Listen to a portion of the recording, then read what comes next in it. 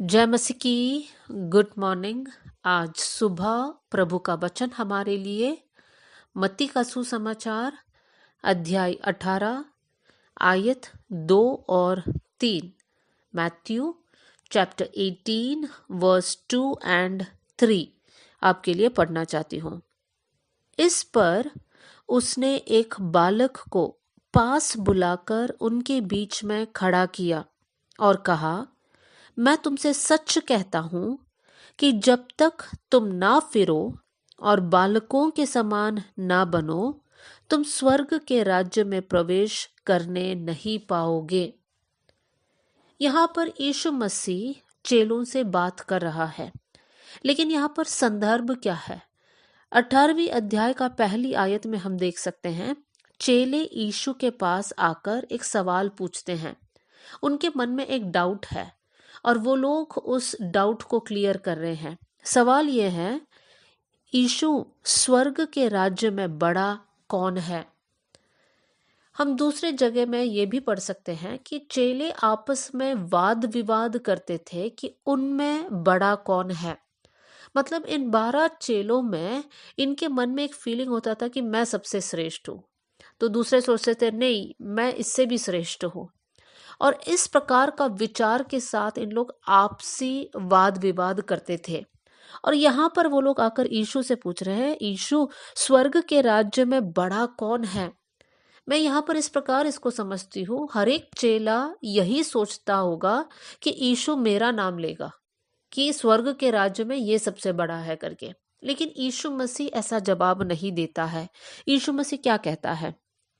कहने से पहले यीशु मसीह दूसरी आयत में, इस पर उसने एक बालक को पास बुलाकर उनके बीच में खड़ा किया।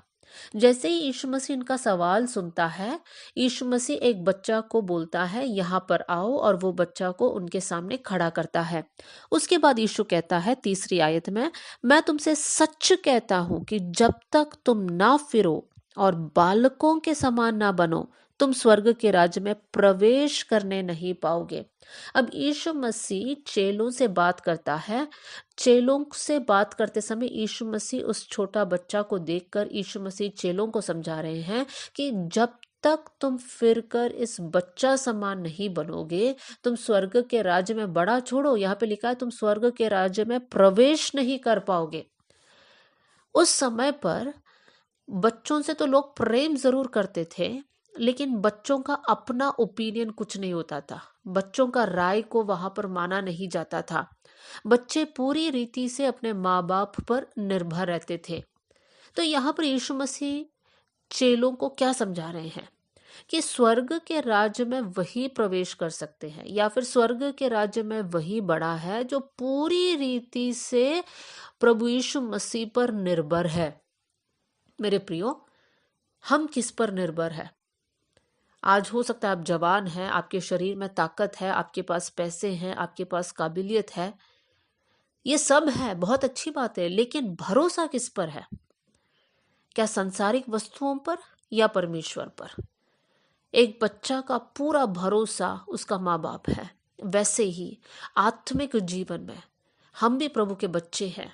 हमारा पूरा भरोसा केवल हमारे स्वर्गीय पिता पर होना चाहिए। दूसरी बात, हम बच्चों के बारे में देख सकते हैं कि बच्चों के मन में बहुत सारा सवाल है। ये क्या है? ये ऐसे क्यों है? ये क्या कर रहा है? ये क्यों कर रहा है? कैसे कर रहा है? बहुत सारे सवाल है। और हम लोग इस बात को जानते हैं कि बच्चे सवाल कर कर बातों को सीखते हैं। इसका मतलब बच्चों के अंदर सीखने का एक मन है। बच्चे ये नहीं बोल रहे कि हमको सब कुछ पता है। वहां पर बच्चे अपनी बड़ाई नहीं कर रहे हैं, लेकिन बच्चे सवाल पूछ पूछ कर बातों को सीखते हैं। मेरे प्रियो, अगर हमें प्रभु के राज्य में प्रवेश करना है तो हमारे अंदर एक सीखने का मनसा होना चाहिए। हमारे अंदर भी ऐसा ही स्वभाव होना चाहिए, एक सीखने का मन। हर दिन प्रार्थना में हमें प्रभु से कहना है, प्रभु आप मुझे सिखाना। आपका वचन के जरिए प्रभु जी, आपके वचन की बातों को, गूढ़ बातों को, गहरी बातों को प्रभु आप मुझे सिखाना करके एक प्रार्थना हमारा होना चाहिए। हमें कभी भी हमारे अंदर ऐसा नहीं सोचना चाहिए कि मुझे सब कुछ पता है, दूसरों को तो नहीं पता लेकिन मुझे पता है। इस प्रकार का एक सोच अगर हमारे अंदर है तो हम गलत है। हमें प्रभु से कहना है, प्रभु तेरे विधियों को सिखाना, प्रभु बुद्धि देना, ज्ञान देना, समझ देना। हम भजन संहिता पढ़ते समय हम देखते हैं बार बार दाऊद प्रभु से प्रार्थना करता है कि प्रभु आप मुझे सिखाना, तेरे विधियों को सिखाना, तेरे वचन को सिखाना। आज वही हमारा भी प्रार्थना होने पाए। बच्चों के बारे में एक और बात यहाँ पर जोड़ना चाहती हूँ। छोटे बच्चे आपसी खेलते खेलते लड़ते भी है, लेकिन हम देख सकते हैं वो लोग तुरंत अपनी लड़ाई को भूलकर फिर एक होकर खेलने लग जाते हैं।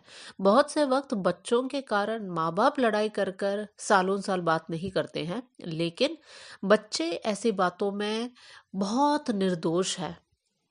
वो लोग अपने लड़ाई को भूलकर फिर से खेलने लग जाते हैं। मेरे प्रियो, ऐसा मन हमारे अंदर होना चाहिए। हमारे बीच में कभी कभी वाद विवाद हो सकता है, कुछ कुछ बातों में हम सहमत नहीं हो सकते हैं, या फिर हमारे बीच में थोड़ा सा तू तुम्हें मैं हो गया होगा, लेकिन इन सारी बातों को भूल कर, माफ कर कर हमें आगे बढ़ना है। इन बातों को पकड़ कर रहेंगे तो हम लोग स्वर्ग के राज्य में प्रवेश नहीं कर पाएंगे। तो आज हम लोग इस वचन के अनुसार, जहाँ पर यीशु मसीह कहता है कि हमें मन फिराना है और बालकों के समान बनना है, यहाँ पर इमेच्योरिटी के बारे में नहीं बोला गया है, लेकिन बालकों के अच्छे गुण के बारे में जो हम अपना सकते हैं। तो होने पाए कि हम लोग निर्दोष होकर सीखने का एक मन रखकर प्रभु के ऊपर पूरी रीति से निर्भर रहे। आइए हम लोग प्रार्थना करें। स्वर्गीय पिता, आज का वचन के लिए हम धन्यवाद करते हैं प्रभु जी। हम सब अपने जीवन को आपके हाथ में समर्पित करते हैं प्रभु जी। आप हमारा परमेश्वर है, हमारा पूरा भरोसा आप पर है प्रभु जी। परमेश्वर पिता, आप ही हमारा सब कुछ है प्रभु जी। आप हमारी मदद करना कर कर मैं प्रार्थना करती हूँ प्रभु जी। एक सीखने का मन देना प्रभु जी, आप हमें सिखाना प्रभु, आपकी विधियों को प्रभु जी, आपकी बातों को, आत्मिक विषय में प्रभु जी बहुत सारी बातों को हम सीखना चाहते हैं प्रभु जी। आप हमें सिखाना प्रभु जी। परमेश्वर पिता, हम सबसे प्रेम के साथ रहने पाए प्रभु जी। हालेलुया। बच्चों जैसे एक निर्दोष मन देना कर कर मैं प्रार्थना करती हूँ प्रभु। वचन सुनने वाले हर एक जन आशीषित होने पाए, उनके परिवारजन आशीषित होने पाए प्रभु जी। प्रभु जी, ऐसे वचन सुनकर हम आत्मिक बातों में आगे बढ़ने वाले बन जाए।